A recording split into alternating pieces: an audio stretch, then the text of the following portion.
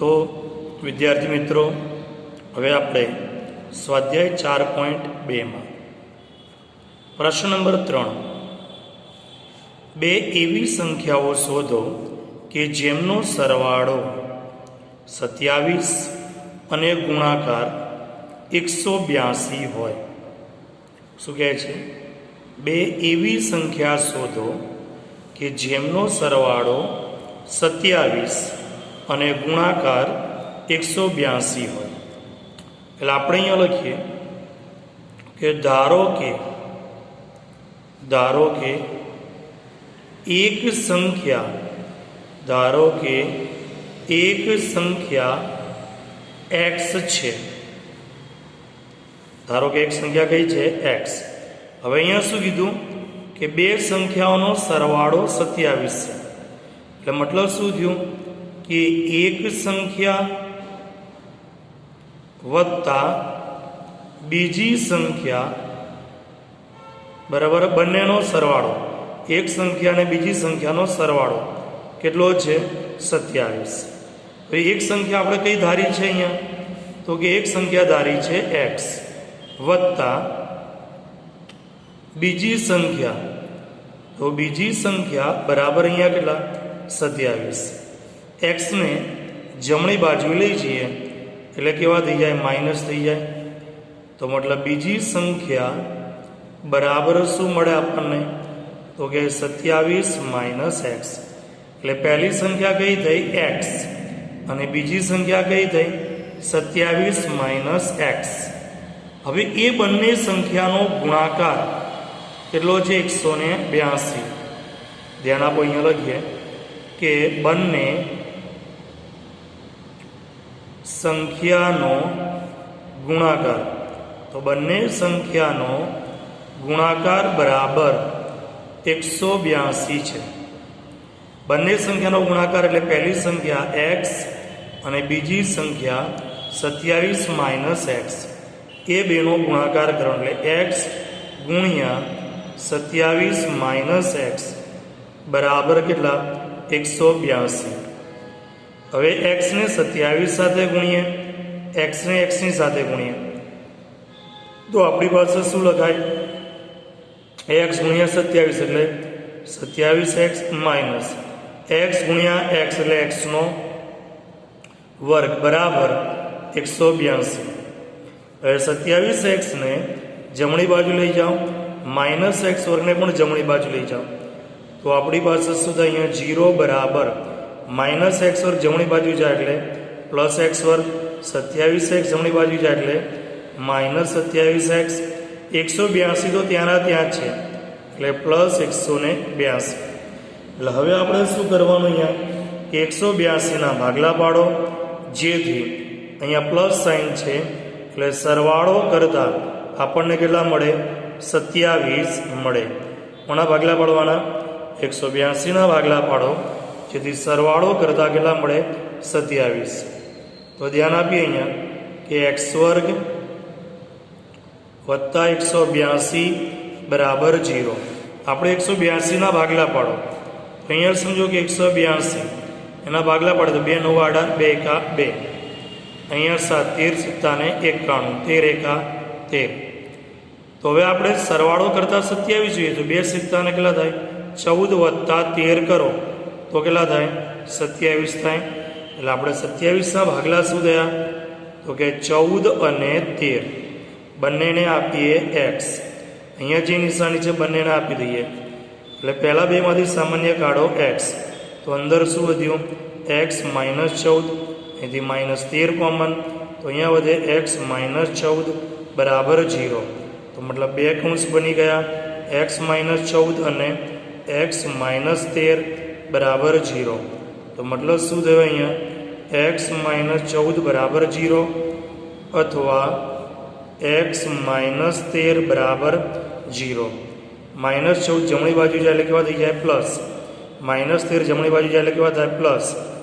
તો આપણી પાસે અહીંયા એક સંખ્યા કઈ થઈ? એટલે અહીંયા લખીએ કે જો x બરાબર 14 તો પહેલી સંખ્યા બરાબર 14 અને બીજી સંખ્યા, તો બીજી સંખ્યા બરાબર શું છે? 27 માઇનસ એક્સ, મતલબ કે 27 માઇનસ 14 બરાબર કેટલા થાય? 13. હવે જો એક્સ બરાબર 13 હોય તો શું થાય? તો કે પહેલી સંખ્યા બરાબર 13 અને બીજી સંખ્યા બરાબર 27 માઇનસ 13 બરાબર કેટલા થાય? 14 થાય. એટલે આપણી પાસે એક સંખ્યા મળી 13 અને બીજી સંખ્યા મળી 14. ઓકે, હવે છે આપણી પાસે પ્રશ્ન નંબર 4. તો પ્રશ્ન નંબર 4 ની અંદર જેના વર્ગોનો સરવાળો 365 થાય એવી બે ક્રમિક ધન પૂર્ણાંક સંખ્યાઓ શોધો. કેવી સંખ્યા શોધવાની છે? બે ક્રમિક ધન પૂર્ણાંક સંખ્યા. એટલે ક્રમિક કીધી એટલે આપણે વાત થઈ હતી એ પ્રમાણે હવે એક દાખલો આપણે આગળ ગણ્યો કે ધારો કે પ્રથમ ધન પૂર્ણાંક સંખ્યા, પ્રથમ ધન પૂર્ણાંક સંખ્યા બરાબર કોણ? એક્સ. પછી ક્રમિક ધન પૂર્ણાંક સંખ્યા, ક્રમિક ધન પૂર્ણાંક સંખ્યા, તો ક્રમિક ધન પૂર્ણાંક સંખ્યા કઈ થાય? તો કે એક્સ પ્લસ 1. પ્રથમ ધન પૂર્ણાંક સંખ્યા એક્સ, ક્રમિક ધન પૂર્ણાંક સંખ્યા કઈ થાય? એમાં એક ઉમેરી દેવાનું એટલે એક્સ પ્લસ 1. હવે અહીંયા શું કીધું કે વર્ગોનો સરવાળો, જેના વર્ગોનો સરવાળો, મતલબ કે અહીંયા બંનેના વર્ગોનો સરવાળો કેટલો છે? તો કે 365 છે. બંનેના વર્ગોનો સરવાળો, પહેલી સંખ્યાનો વર્ગ અને બીજી સંખ્યાનો વર્ગ. તો પહેલી સંખ્યા એક્સ એનો વર્ગ વત્તા બીજી સંખ્યા એક્સ પ્લસ 1 અને એનો વર્ગ બરાબર કેટલા? અહીંયા 365. હવે આને ઉકેલીએ આપણે તો અહીંયા શું લખાય? એક્સ વર્ગ વત્તા પહેલા પદનો વર્ગ એક્સ વર્ગ વત્તા પહેલું અને બીજાનો ગુણાકાર 2 સાથે ગુણો તો 2x વત્તા છેલ્લાનો વર્ગ 1. 365 ને જમણી બાજુ લાવો એટલે કેવા થઈ જાય? માઇનસ. બરાબર કેવા? અહીંયા 0. તો એક્સ વર્ગ વત્તા એક્સ વર્ગ શું થાય આપણી પાસે? તો કે 2x વર્ગ વત્તા અહીંયા કેટલા છે? 2x. 1 માંથી 365 જાય તો માઇનસ 364 બરાબર કેટલા? અહીંયા 0. હવે બધામાંથી 2 સામાન્ય કાઢો તમે અહીંયા તો અંદર શું વધે? કેમ કે બધી બેકી સંખ્યા છે. બધી કેવી સંખ્યા છે? બેકી સંખ્યા. એટલે એમાંથી 2 સામાન્ય નીકળે એટલે આપણે 2 સામાન્ય કાઢ્યા તો અંદર શું વધ્યું? એક્સ વર્ગ વત્તા અહીંયા વધે એક્સ માઇનસ 18 દુ 36 2 દુ 4 બરાબર 0. તો મતલબ શું થયું અહીંયા કે એક્સ વર્ગ વત્તા એક્સ માઇનસ 182 બગડો છે અહીંયા 0 ના છેદમાં જાય એટલે 0 ભાગ્યા 2 બરાબર શું થાય? 0 જ થાય. એટલે એક્સ વર્ગ પ્લસ એક્સ માઇનસ 182 બરાબર શું મળ્યું? 0 મળ્યા. હવે અહીંયા કરવાનું શું આપણે? તો કે 182 ના ભાગલા પાડો જેથી બાદબાકી કરતા 1 મળે. આપણે હમણાં જ 182 ના ભાગલા પાડ્યા હતા 14 અને 13. અહીંયા સરવાળો કરતા જોઈતું હતું. અહીંયા આપણી પાસે કઈ નિશાની હતી? છેલ્લે પ્લસ સાઇન હતી એટલે સરવાળો કરતા 27 લાવવાના હતા. જ્યારે અહીંયા છેલ્લે કઈ નિશાની છે આપણી પાસે? આમાં તો કે છેલ્લે માઇનસ સાઇન છે એટલે બાદબાકી કરતા આપણને કેટલા મળવા જોઈએ? 1 મળવા જોઈએ. તો આપણે ભાગલા પાડીએ અહીંયા તો કે એક્સ વર્ગ માઇનસ 182 બરાબર 0. ભાગલા શું પડે? 14 અને 13 બંનેને આપીએ એક્સ. મોટી સંખ્યાને પ્લસ, નાની સંખ્યાને માઇનસ. પહેલા બેમાંથી સામાન્ય કાઢીએ, બીજા બેમાંથી સામાન્ય કાઢીએ તો બેમાંથી સામાન્ય શું નીકળે? એક્સ. તો અંદર શું વધે? અહીંયા એક્સ પ્લસ 14. પછી કઈ નિશાની છે? માઇનસ. 13 કોમન કાઢો અહીંયા તો અંદર શું વધે? માઇનસ સાઇન કોમન કાઢી નિશાની બદલાય પ્લસ 14. बराबर કેટલા અહીંયા 0 તો મતલબ આપણી પાસે અહીંયા બે કૌંસ બન્યા x + 14 બીજા કૌંસમાં x - 13 બરાબર 0 તો મતલબ શું થયો x + 14 બરાબર 0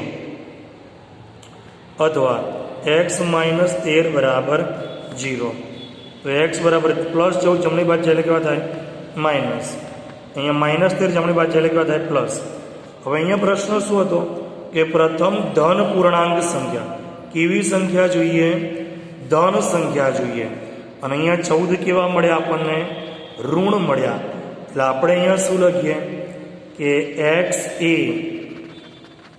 ધન પૂર્ણાંક હોવાથી x ए धन पूर्णांक होवाथी x does not equal to -14 x बराबर -14 शक्य नहीं એટલે આપણો જવાબ શું થયો x बराबर 13 એટલે અહીંયા લખીએ કે પ્રથમ ધન પૂર્ણાંક સંખ્યા એના બરાબર કેટલા છે x અને એના બરાબર કેટલા થાય 13 એવી જ રીતે ક્રમિક ધન પૂર્ણાંક સંખ્યા તો ક્રમિક ધન પૂર્ણાંક સંખ્યા એટલે શું થાય તમારી પાસે x + 1 બરાબર 13 + 1 બરાબર 14 એટલે પહેલી સંખ્યા 13 અને બીજી સંખ્યા કઈ થાય 14 થાય पहली संख्या कई 13 और बीजी संख्या 14 हवे अपनी पास अहींया पांचमो प्रश्न है कि काटकोण त्रिकोण में तेना पाया करता 7 सेंटीमीटर नानो है एक काटकोण त्रिकोणनो वेध एटले शुं तो के सामेनी बाजुने तो कि त्रिकोणनो वेध तेना पाया करता 7 सेंटीमीटर नानो है बराबर वेध एटले कि त्रिकोणनी जे बाजू तेनी सामेनी बाजुने काटखूणे छेदे एने वेध कहेला वेध छे એટલે આપણી પાસે આ ए बी એ શું છે વેધ અને અહીંયા કોણ છે કાટખૂણો तो त्रिकोण ABC बनी गयो अपनी पास जेमा AB वेध है BC केवो है पायो है तो वेध तेना पाया करता 7 सेंटीमीटर नानो है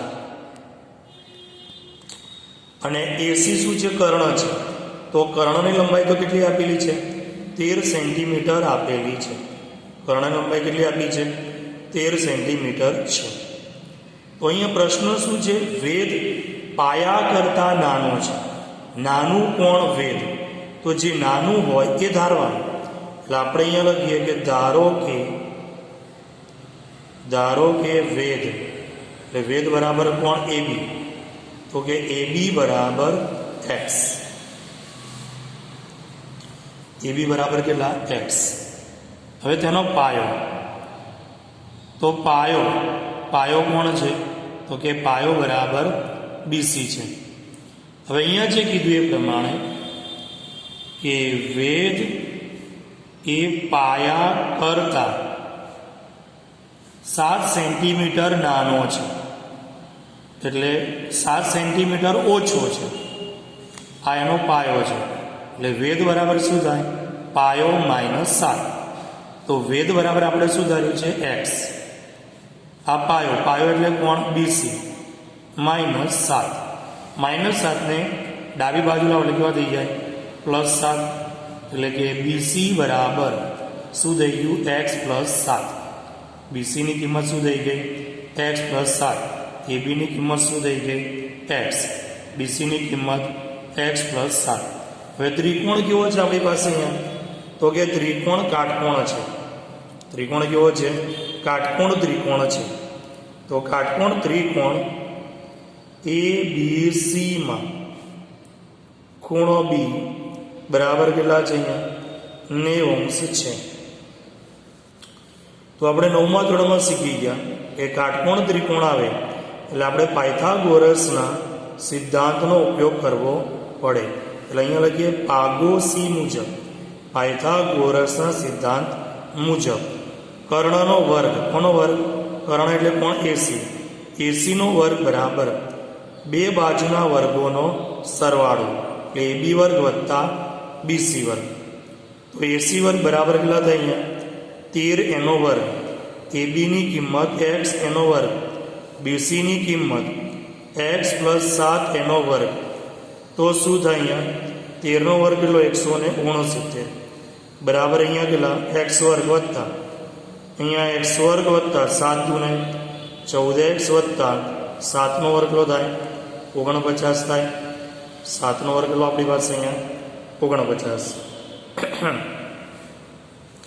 169 ને જમણી બાજુ લાવી દો અહીંયા, તો અહીંયા 0. એક્સ વર્ગ વત્તા એક્સ વર્ગ એટલે 2x વર્ગ વત્તા 14x વત્તા 49 માઇનસ 169. તો હવે આપણી પાસે અહીંયા શું વધ્યું?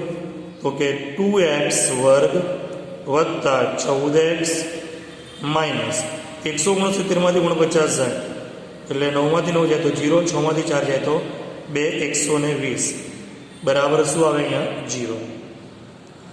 હવે અહીંયા 2 ને સામાન્ય કાઢો. બધી બેકી સંખ્યા છે. બધી કેવી સંખ્યા છે?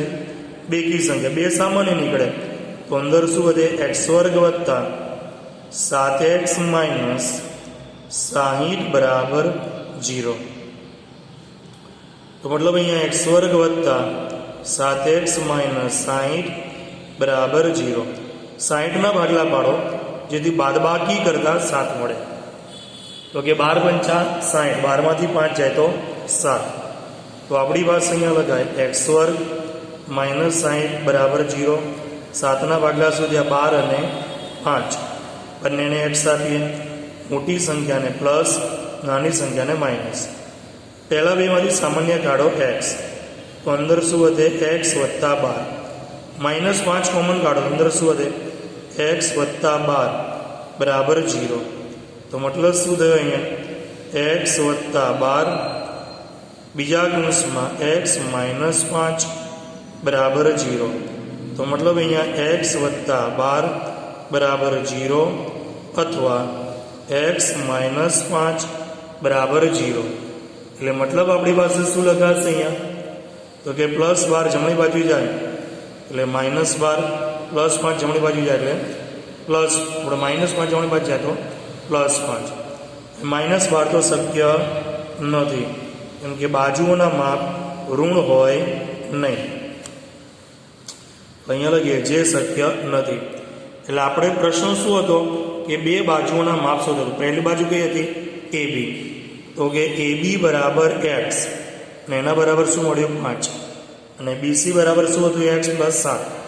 તો અહીંયા લખીએ BC બરાબર x પ્લસ 7 મતલબ કે 5 વત્તા 7 બરાબર કેટલા થાય? 12. એટલે એક બાજુ મળી 5 અને બીજી બાજુ થાય 12. એ જ રીતે હવે પ્રશ્ન નંબર 6. દરેક પ્રશ્નને બરાબર આપણે અહીંયા સમજવાનું છે. પહેલાં રકમ વાંચવાની, રકમ ઉપરથી આપણે એનો જવાબ બનાવવાનો. એ કુટીર ઉદ્યોગ, કુટીર ઉદ્યોગ એટલે કે ઓલા જે લાકડાની વસ્તુઓને બધી જે બનાવતા હોય એને કુટીર ઉદ્યોગ કહેવાય એક જાતનો. તો કુટીર ઉદ્યોગ એક દિવસમાં કેટલીક માટીની વસ્તુઓ બનાવે છે. લાકડાની, માટીની, વાંસની જે વસ્તુઓ બનાવે ને એ ઉદ્યોગ શું કહેવાય? કુટીર ઉદ્યોગ કહેવાય. અહીંયા માટીની વસ્તુઓ છે. હવે અહીંયા શરત છે કે એક નિશ્ચિત દિવસે એ જણાયું કે પ્રત્યેક વસ્તુની ઉત્પાદન કિંમત તે દિવસે ઉત્પાદિત વસ્તુના બમણા કરતાં 3 વધુ છે. શું કહે છે? નિશ્ચિત દિવસે વસ્તુની ઉત્પાદન કિંમત ઉત્પાદિત વસ્તુના બમણા કરતાં 3 વધુ છે. હવે જો તે દિવસે કુલ ઉત્પાદન ખર્ચ ₹90 હોય તો ઉત્પાદિત વસ્તુની સંખ્યા અને દરેક વસ્તુની ઉત્પાદન કિંમત શોધો. તો અહીંયા ઉત્પાદિત વસ્તુના બમણા કરતા કીધું, 3 વધુ છે. કોણ વધુ છે? તો કે ઉત્પાદન કિંમત એ ઉત્પાદિત વસ્તુના બમણા કરતા 3 વધુ છે. તો ઓછું કોણ થયું? તો કે ઉત્પાદન વસ્તુ. ઓછું કોણ થયું? ઉત્પાદિત વસ્તુ. એટલે ધારવાનું શું? ઉત્પાદિત વસ્તુની સંખ્યા. એટલે અહીંયા લખીએ ધારો કે ઉત્પાદિત વસ્તુની સંખ્યા. આપણે કીધું હતું જે ઓછું એ ધારવાનું, એના બરાબર કેટલા છે? x. ઉત્પાદિત વસ્તુની સંખ્યા બરાબર કેટલા છે? x. તો અહીંયા ઉત્પાદન કિંમત બરાબર શું થાય? તો કે ઉત્પાદિત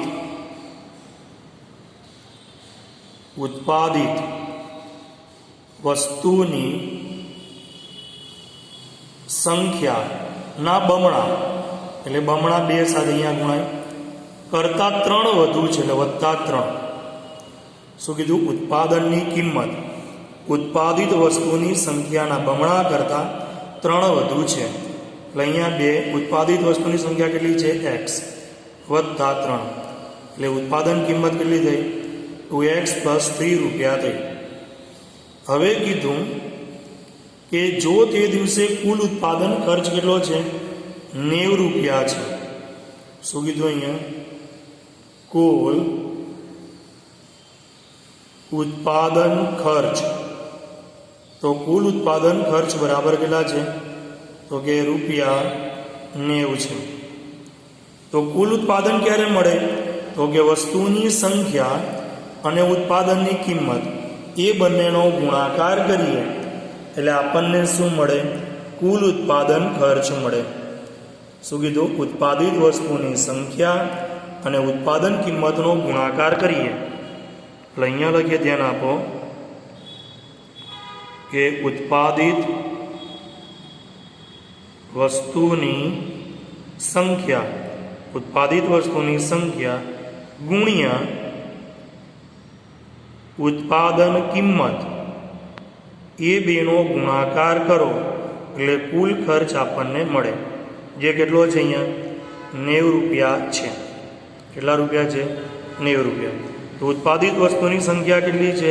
x ગુણ્યા ઉત્પાદનની કિંમત કેટલી અહીંયા? તો કે 2x + 3 બરાબર અહીંયા કેટલા? તો કે 90 રૂપિયા. હવે x ને 2x સાથે ગુણો અને 3 સાથે ગુણો તો શું થાય? x ગુણ્યા 2x એટલે 2x² વત્તા 3 ગુણ્યા x ને અહીંયા કેટલા થાય? 3x. 90 ને જમણી બાજુ લાવો એટલે કેવા થઈ જાય? માઇનસ બરાબર 0. હવે અહીંયા બધી બેકી સંખ્યા નથી, આ એકી સંખ્યા છે એટલે 2 સામાન્ય નીકળશે નહીં. તો 2 અને 90 નો ગુણાકાર કરો. 90 180 બરાબર શું કર્યું? 90 ગુણ્યા 2 180. 180 ના ભાગલા પાડો. અહીંયા છેલ્લે કઈ નિશાની છે? માઇનસ. એટલે બાદબાકી કરતાં કેટલા મળે? 3 મળવા જોઈએ. તો આપણી પાસે 180 ના ભાગલા પાડીએ તો 90 અહીંયા 2 કેટલા? 45, 3 15, 3 5, 5 1. તો 2 દુ 4 ધરી 12, 3 પંચા 15. 15 માંથી 12 જાય તો કેટલા મળે? 3 મળે. 15 માંથી 12 જાય તો 3. તો મતલબ આપણી પાસે શું લખાય અહીંયા કે 2x² - 90 બરાબર 0. 15 માંથી કેટલા જાય? 12. એટલે 3 ના ભાગલા શું થયા? 15 અને 12. મોટી સંખ્યાને પ્લસ, નાની સંખ્યાને માઇનસ, બંનેને આપીએ x. હવે આમાંથી x કોમન કાઢો અહીંયા તો અંદર શું વધે? 2x + 15. અહીંથી -6 કોમન કાઢો તો અંદર કેટલા વધે? 2x પ્લસ માઇનસ સાઇન બહાર કાઢી, નિશાની બદલાઈ બરાબર 0. એટલે આપણી પાસે 2 કૌંસ બન્યા. 2x + 15 બીજા કૌંસમાં x - 6 બરાબર 0. મતલબ શું થયો? 2x + 15 બરાબર 0 અથવા x - 6 બરાબર 0. તો 2x બરાબર +15 જમણી બાજુ જાય એટલે માઇનસ. તો x બરાબર શું થાય? -15 ભાગ્યા 2, જે શક્ય નથી કેમ કે રૂપિયા ક્યારે ઋણ હોય નહીં. ત્યારે અહીંયા -6 જમણી બાજુ જાય એટલે કેવા થઈ જાય પ્લસ, એટલે x બરાબર કેટલા મળ્યા 6. એટલે પ્રશ્ન શું હતો? ઉત્પાદિત વસ્તુની સંખ્યા અને દરેક વસ્તુની ઉત્પાદન કિંમત. તો અહીંયા લખીએ ઉત્પાદિત વસ્તુની સંખ્યા જે આપણે ધારી હતી, કેટલી ધારી હતી x, તો એના બરાબર કેટલા મળ્યા 6. અને ઉત્પાદિત વસ્તુની કિંમત જે કેટલી હતી આપણી પાસે 2x + 3 હતી, તો 2xની જગ્યાએ 6 + 3, તો 6 દુ 12 ને 3 કેટલા થાય 15 રૂપિયા થાય. એટલે ઉત્પાદિત વસ્તુની કિંમત કેટલી 15 રૂપિયા અને ઉત્પાદિત વસ્તુની સંખ્યા કેટલી 6. તો આ સાથે આપણે સ્વાધ્યાય 4.2 અહીંયા પૂરું થાય.